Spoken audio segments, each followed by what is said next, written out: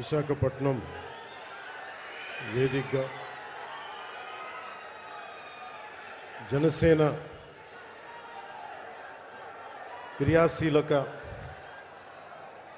క్రియాశీలకంగా పనిచేసే జన సైనికుల్ని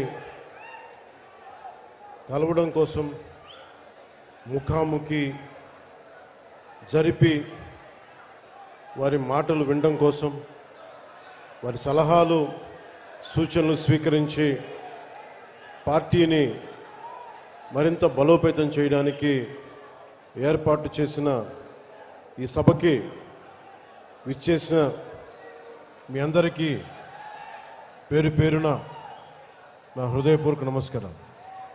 అలాగే ఈ సమావేశాన్ని గత 10 రోజులుగా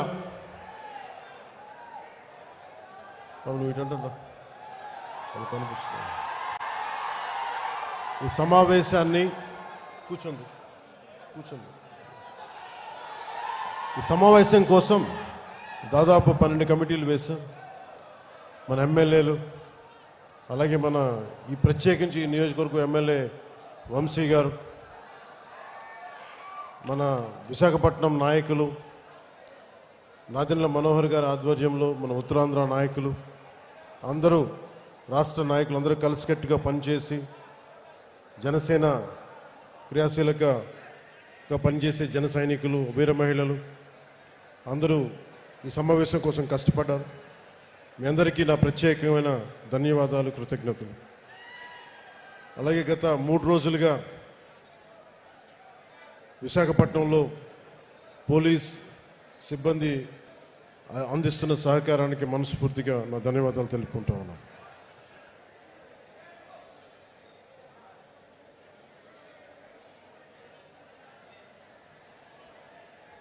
జనసేన 2014లో ప్రారంభించినప్పుడు మన తెలంగాణలో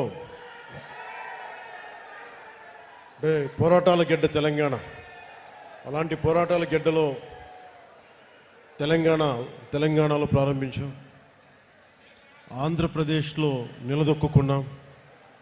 ఈరోజు మహారాష్ట్ర నుంచి, కర్ణాటక నుంచి, ఒరిస్సా నుంచి, తమిళనాడు నుంచి అందరూ మేము కూడా వస్తాం, మన పార్టీ ఉనికి అక్కడ లేకపోయినప్పటికీ మేము కూడా దీంట్లో భాగస్వామి అవుతాం అని వచ్చేసిన కర్ణాటక, తమిళనాడు, మహారాష్ట్ర, ఒరిస్సా నుంచి వచ్చిన జన సైనికులకి, వీర మహిళలకి నా హృదయపూర్వక నమస్కారం. మనస్ఫూర్తిగా ఆంధ్రప్రదేశ్ విశాఖపట్నం మేము మనస్ఫూర్తిగా హృదయపూర్వకంగా మిమ్మల్ని ఆహ్వానిస్తుంది. పార్టీ ప్రారంభించినప్పుడు దారి తెన్ను తెలియదు నాకు. కేవలం నమ్మకం, సగటు మనిషి, మిడిల్ క్లాస్ వ్యక్తి ఒకప్పుడు రాజకీయాలు శాసించేవాడు. అలాంటి మిడిల్ క్లాస్ వ్యక్తులు, మేధావులు రకరకాల విధంగా విడిపోయారు. సమస్య వచ్చినప్పుడు ప్రతి ఒక్కళ్ళు వాళ్ళదైన పర్స్పెక్టివ్ తోటి, వాళ్ళదైన దృక్పథంతో ఉండే పరిస్థితుల్లో నాకు అనిపించింది సగటు మనిషి మాట్లాడే కోపం ఎలా ఉంటుంది, ఆవేదన ఎలా ఉంటుంది, వీటి నుంచి పుట్టింది జనసేన. సరిగ్గా వచ్చే సంవత్సరం 26 మార్చి 14కి ఒక పుష్కర కాలం అవుతుందంటే 12 సంవత్సరాలు. ఈ దశాబ్ద కాలం నిజంగా చెప్పాలి నాకు తెలియలా.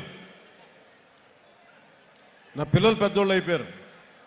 ఒకప్పుడు నేను వాళ్ళని ఎత్తుకునే స్థాయిలో ఉండే వాళ్ళు ఇప్పుడు నన్ను వాళ్ళు ఎత్తుకునే స్థాయిలో హైట్లు అయిపోయారు అందరూ. అంటే ఇవన్నీ నాకు తెలియకుండా, అంటే నాకు ఎంతసేపు బాధ్యతల్ని మోయటంలో నా కుటుంబాన్ని కూడా మర్చిపోయాను. కుటుంబాన్ని కూడా చెప్పాలంటే ఒకలాగా విస్మరించాను. సినిమాలో దృష్టి సారించలేకపోయాను. కానీ ఏవి దృష్టి సారించలేకపోయినా, దేనిమి చేయలేకపోయినా కానీ నా జనసేన, నా జన సైనికులు, మా వీర మహిళలు, నా సమాజం, నా నేల, నా దేశం, వీటిని మీటింగ్ ఎప్పుడు దృష్టి అస్సలు సంపూర్ణ దృష్టి పెట్టాను. అన్నీ వదిలేశాను. కానీ దాని ఫలితం అనుకుంటే ఈ రోజున భారతదేశంలోనే అత్యంత ఘనమైన విజయం సాధించాం మనం 100% స్ట్రైకింగ్ రేట్ తోటి.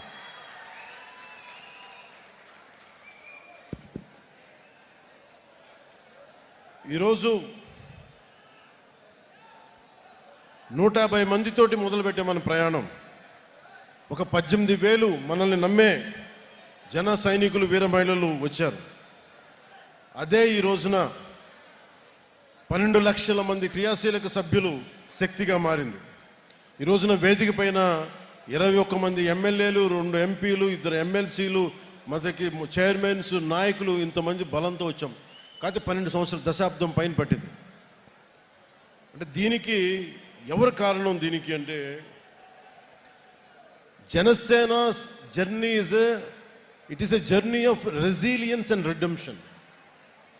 అంటే విముక్తి, అంటే విమోచనం చేయాలి ఒక కష్టాల నుంచి ప్రజల్ని. అలాగే తట్టుకొని నిలబడాలి, రెసిలియన్స్. ఎన్ని కష్టాలు వచ్చినా ఓరిమితో తట్టుకొని నిలబడాలి.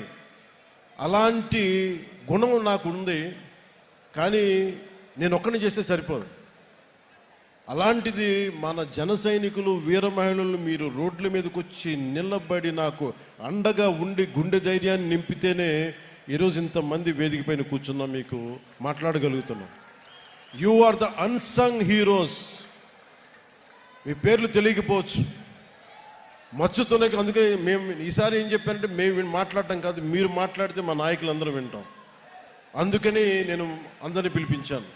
తెలంగాణ నుంచి కావచ్చు, మన శివ కావచ్చు, చెంచులు యువకుడు.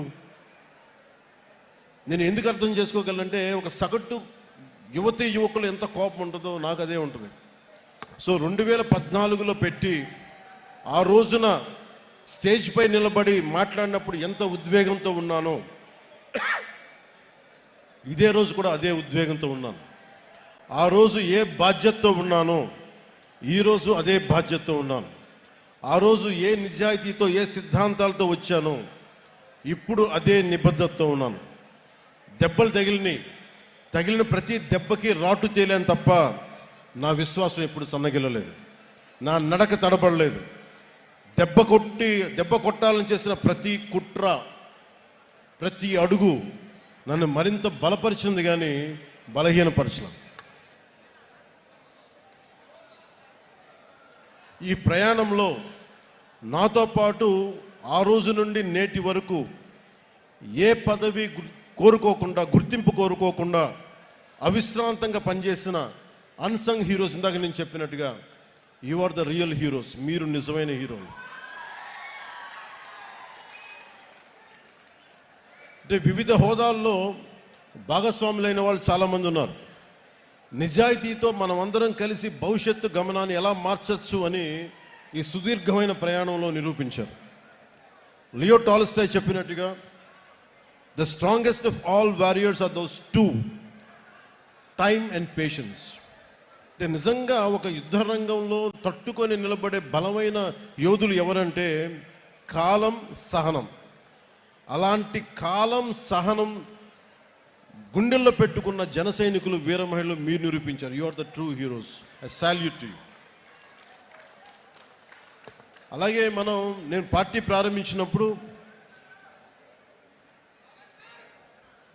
ప్రారంభించినప్పుడు నేను ఏ రోజు కూడా ఊహించలేదు నేను పని చేసుకుంటూ వెళ్ళిపోదాను. కానీ ఈ రోజున తమిళనాడు నుంచి, కర్ణాటక నుంచి, ఒరిస్సా నుంచి, మహారాష్ట్ర నుంచి కూడా వచ్చి జనసేన ప్రయాణం మాకు భాగస్వామ్యం కావాలని చెప్పి చాలా వచ్చినందుకు, ఇది జనసేన ఒక ఐడియలిస్టిక్ పార్టీ. ఇది చాలా పార్టీస్ వస్తాయి, నేషనల్ పార్టీస్ దృక్పథం వేరుంటుంది. కానీ జనసేన ఐడియాలజీ బేస్డ్ పార్టీ. ఒక కులం కోసం పెట్టిన పార్టీ కాదు జనసేన. ఒక కుటుంబం కోసం పెట్టిన పార్టీ కాదు జనసేన. కేవలం ఒక రాష్ట్రం కోసమో, ఒక ప్రాంతం కోసం పెట్టిన పార్టీ కాదు. దేశం అంతా మాట్లాడాలి ఒక రోజు అని కలలు కన్నాను. దాన్ని ఒక స్వప్నాలు చూశాను నేను. జరుగుదో నాకు తెలీదు. ఖుషీ సినిమా అయిపోయినాక, ఒక పెద్ద విజయం వచ్చాక నేను అనుకుంటా ఉన్నా, రేపొద్దున ఇంత ఘనమైన విజయం వచ్చింది, ఇంకో రోజున దేశం మొత్తం తెలుస్తాం, ఇంకో రోజున అంతర్జాతీయ మొత్తం తెలుస్తాం. కానీ నాకు ఆనందం ఉంటుందా అంటే నాకు సమాధానం దొరకలా. అందుకు ఆ రోజు నుంచి నాకు సినిమాల మీద ఎంత ప్రూవ్ చేసుకోవాలో నాకు తెలియలే. కానీ నాకేమనిపించిందంటే, ఇదే నిజ జీవితంలో చేయగలిగితే ఎలా ఉంటుంది. దానికి ఆ రోజు నేను నిర్ణయం తీసుకొని ఎంత నలిగిపోయానంటే, ఒకసారి నాకే అనిపిస్తుంది, ఎందుకు ఇలా చేసుకున్నాను నా జీవితాన్ని అనిపిస్తుంది. కానీ ఒక ఉద్దానంలో ఎవరు మమ్మల్ని పట్టించుకోరు అని చెప్పి ఏడుస్తున్న ఉద్దానం కిడ్నీ బాధితులను చూస్తే నేను తీసుకున్న నిర్ణయం చాలా సరైంది అనిపిస్తుంది. ఈ రోజున కూర్చోబెట్టి ప్రతి సమస్యల్ని ఎప్పుడు రోడ్లంటే మాకు తెలియదు, డోలీ మోతలు తప్ప అన్న గిరిజన గ్రామాల్లో రోడ్లు వేయిస్తుంటే నేను ఆ రోజు తీసుకున్న నిర్ణయం సరైంది అనిపిస్తుంది. ఈ రోజున మారుమూల ఎక్కడికి వెళ్ళినా, మహారాష్ట్రకి వెళ్ళినా లేదంటే తమిళనాడు వెళ్ళినా ఇంతమంది జనం వచ్చి నీకు ప్రేమగా పలకరిస్తుంటే నేను తీసుకున్న నిర్ణయం సరైంది అనిపించింది. ఈ రోజున నేను కష్టాలు కొలిమిలో నుంచి నలిగి వచ్చాను మనందరిలాగే. సో అందుకని ఇక నుంచి ఇన్ని సంవత్సరాలు నేను కీలకమైనది ఏంటంటే మన ఏ ఐడియాలజికల్ ఫౌండేషన్ మీద నిలబడ్డాం, దేని మీద వచ్చాం మనం, వీటన్నిటినీ ఒకసారి మీతో పంచుకొని 5 అంచెలుగా దీన్ని మీకు ముందు చెప్తాం. ఒకటి, మన ఐడియాలజికల్ ఫౌండేషన్స్ ఏంటి, మనం ఎలాంటి ఒడిదుడుకులను తట్టుకొని వచ్చాం, అలాగే మూడోది భవిష్యత్తులో మనం ఏం చేయాలి, ఎలాంటి ఒడిదుడుకులను ఎదుర్కోబోతాం, వాటికి ఎలా సంసిద్ధంగా ఉండాలి, నాలుగోది ఐదోది చివరిది భవిష్యత్తులో ఇంకొక సమీప భవిష్యత్తులో మనం సంస్థాగత నిర్మాణాన్ని ఎలా చెయ్యాలి అని పంచుకోవడానికి నేను ఈ రోజున ఈ సభను పెట్టడం జరిగింది. ఒకటే చెప్తున్నాను, దీని వెనక మండల స్థాయి నుంచి నేనే కూర్చొని సెంట్రల్ ఆఫీస్ నుంచి నేనే మానిటర్ చేస్తాను. నేను మీరు అడగచ్చు ఎందుకు ఇంతకాలం చేయలేదని. నేను ఒక్కడే, శక్తియుక్తులు పరిమితం, అన్నిటికంటే కూడా you should be time tested. వీళ్ళు సినిమా ప్రభావంతో వచ్చారా నేనంటే, లేదంటే సమాజం మీద ప్రేమతో వచ్చారా, దేశం మీద ఇష్టంతో వచ్చారా, లేదంటే వీళ్ళకి ఏమున్నాయి అవసరాలు, పదవుల కోసం వచ్చారా? నన్ను నేను దశాబ్దం పైన పరీక్షించుకుంటే నేను 14లో పార్టీ పెట్టాను. అలాగే నాతో పాటు నడవాలి అంటే చాలామంది వచ్చారు, మధ్యలో అందరూ రాలిపోయారు. ఒక్క ఓటమికి అందరూ పారిపోయారు, పిట్టలాగా ఇరిపోయారు. నాకు ఆనందం వేసింది, ఎవరు కాటే రత్నాలు మిగిలిని నత్తగులలో వెళ్ళిపోయినాయి అనిపించింది. 24లో గెలుస్తామో లేదో తెలియదు, 25 సీట్లు అన్నాం, 21 అన్నాం, ఎన్ని కింద పడితే నేను చెప్పాను, మీరు నన్ను నమ్మండి అని చెప్పాను. ఎంత రిస్క్ అంటే నాకు స్వార్థం లేదు, నా దేశం బాగుండాలి, నా నేల బాగుండాలి, నా మనుషులు బాగుండాలి, మా అన్నదమ్ములు, మా ఆడపడుచులు, మా అక్క చెల్లెళ్ళు బాగుండాలని కోరుకుంటాను తప్ప నాకు గెలుపు ఓటమి నాకు ఎప్పుడు తెలీదు. కానీ ఒక బలమైన నిర్ణయం తీసుకొని అండదండలతో ఉంటే ఒక అలయన్స్ ఫామ్ చేశాం. ఈ రోజున వేదిక పైన ఇంతమంది కూర్చున్నారు, ఇంత పదవులు వచ్చినాయి అంటే మనం విడిగా వెళ్ళిపోతే వచ్చిండేదా రాదా అనేది అది ఎప్పుడు ఒక డిబేట్. అది నేను ఛాన్సెస్ తీసుకోదలుచుకోలే. ఐడియాలజీ అని చెప్పి ఒక పొలిటికల్ వ్యూహాలు లేకుండా, ఒక రాజకీయ వ్యూహాలు లేకుండా కేవలం ఐడియాలజీతో మాట్లాడి అడవుల్లో హతమైపోయిన వ్యక్తులు ఉన్నారు. పార్టీలు పెట్టి మొత్తం వెళ్ళిపోయిన వాళ్ళు ఉన్నారు. నేను అలా అనుకోలే. ఐడియాలజీ ఉంటుంది, ఐడియాలజీని లోపల గుండెల్లో పెట్టుకుంటాం, కానీ పొలిటికల్ ప్రాక్టికల్ ఐడియలిజంతో పాటు ప్రాగ్మాటిజం అంటే ఐడియాలజీ ఉండాలి, కానీ అది రాజకీయమైన సత్ఫలితాలు ఇవ్వాలి, అధికారంలో భాగస్వామ్యం తీసుకో.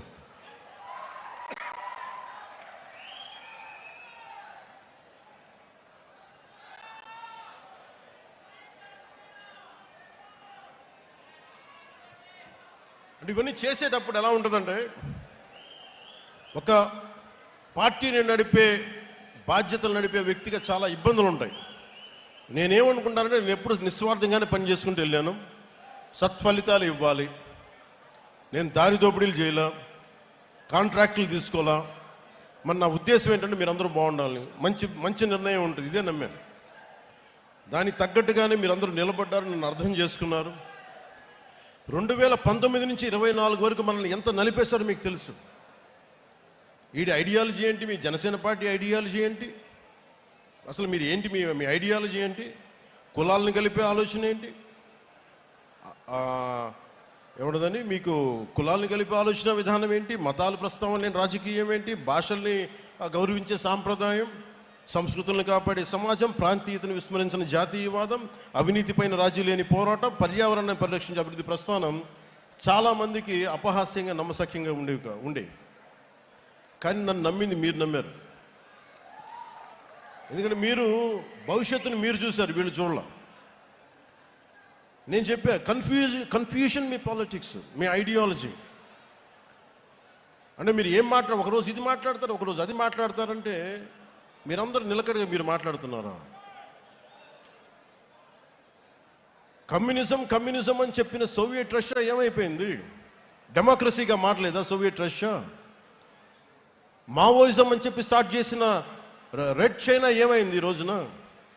క్యాపిటలిస్ట్ టెండెన్సీస్ రాలేదా, లేదా క్యాపిటలిజం రాలేదా? బంగారు టాయిలెట్స్ పెట్టుకునే రిచ్ పీపుల్ ఉన్నారు అక్కడ. అంటే ప్రపంచమే ఇన్ని తీరులుగా మారుతున్నప్పుడు అంటే మాకు ఏం అర్థమవుతుంది? చిన్నప్పుడు మేము చదువుకోలేదా? ఈ విమర్శించే మహానుభావులకు మేము కాలేజీలు డిగ్రీలు మేము వెళ్ళలేకపోయిండొచ్చు, కానీ చదువుకున్నాం. మేము ఐడియాలజికల్ బేసిస్ చదువుకున్నాం. ప్రతి పార్టీది సెక్యులరిజం అంటే అర్థం చేసుకున్నాం. ఫాబియన్ డెమోక్రసీ, అరే కమ్యూనిజం, సోషలిజం, మీరు మొత్తం అన్ని అర్థం చేసుకున్న తర్వాతే కదా. అంటే ఏ